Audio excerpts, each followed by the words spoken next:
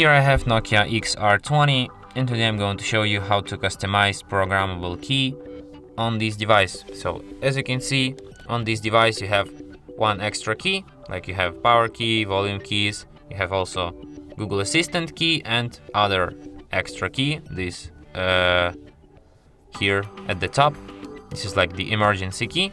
So when you press it, right now I have like only like lock unlock screen function set up on this key, but you can also customize it. Today I'm going to show you how to do this.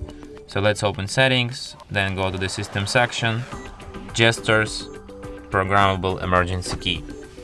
So you can use it in two different ways. You can press it or long press it, and here you can select different actions which you can perform by pressing or long pressing this key, like none, change sound profile, turn on Bluetooth, turn on off hotspot, and other from this list.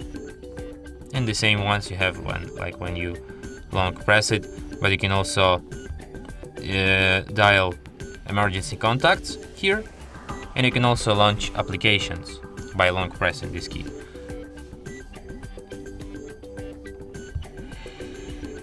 And that's it. Thanks for watching.